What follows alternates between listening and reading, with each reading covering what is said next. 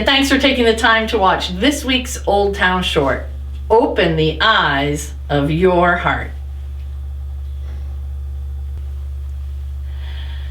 I've been thinking a lot lately about what it means to have faith. Because I think sometimes people think that saying they have faith, or knowing a few words of scripture, or connecting themselves to a certain church or synagogue or house of worship is enough. But the truth is, faith is much more than that. It's the way we live, the way we look at the world around us, the way that we understand that we're a part of something so much bigger than ourselves.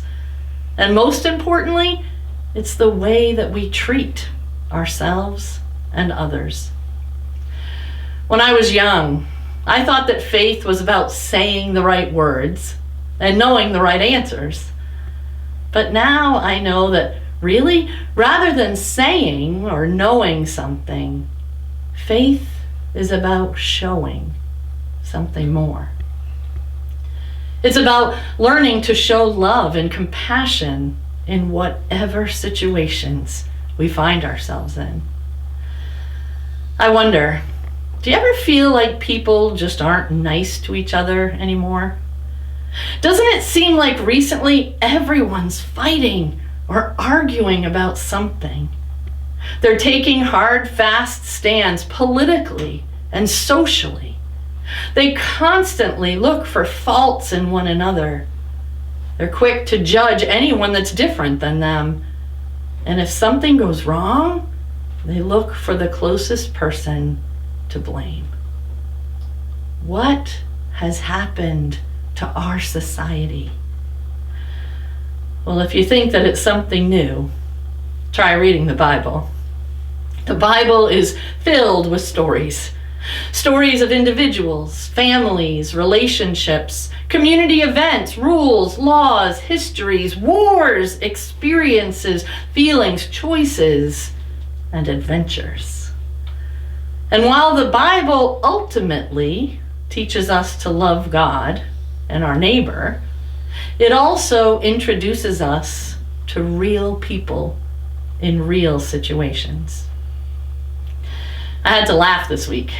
I read two separate stories, one from the Old Testament and one from the New Testament, and they both sounded like they could have happened yesterday. The first one came from the Old Testament, the story of Adam and Eve, actually. Listen to this. The man said, "It's the fault of the woman that you put here with me. She gave me the fruit from the tree, and I ate it." On just the first few pages, we find people turning the blame on one another. It wasn't me, God. It was her. And then in the New Testament, there's a story about Jesus healing a paralyzed man. For 38 years, the man has been ill, and day after day, he sat by a special pool.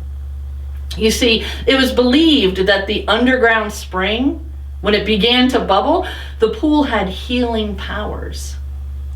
The problem was, the man didn't have the strength to get into the pool fast enough to be healed. One day, Jesus saw the man and asked him, "Do you want to be healed?"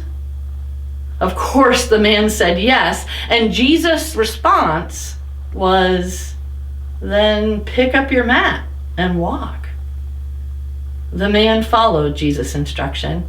He picked up his mat and he walked. Something that he had been unable to do for over 38 years. What an amazing story, and what a celebration. And yet, immediately, the man was stopped by another, saying, "It's the Sabbath. It's not lawful for you to carry your mat." Did he not just see what had happened? After years and years, the man had been healed. How could he be so callous? Friends, what's missing from both of these stories is empathy, or the ability to understand and share the feelings of another. It's taking the time to look beyond the situation you're in, to understand, to show compassion, and to love the other person unconditionally. And the good news, my friends, is that our faith teaches us how to do that.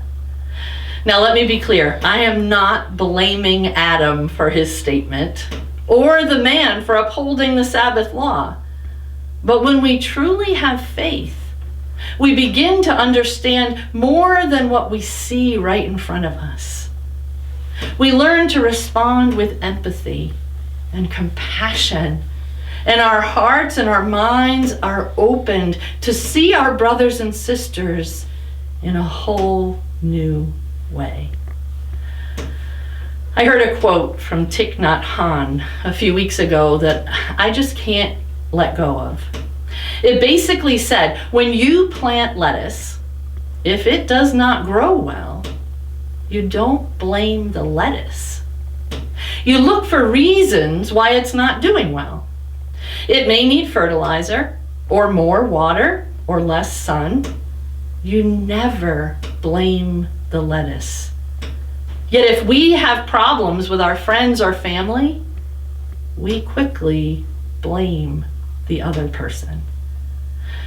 But if we know how to take care of them, they'll grow well, like the lettuce. Blaming has no positive effect at all, nor does trying to persuade using reason or argument. That's my experience. No blame, no reasoning, no argument, just understanding. If you understand, and you show that you understand, you can love, and the situation will change. Friends, when we truly live lives of faith, we're not called to judge or to blame others.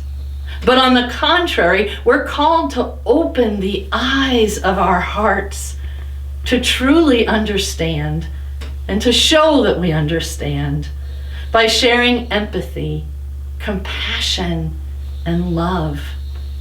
And honestly, I think that is exactly what our world needs right about now.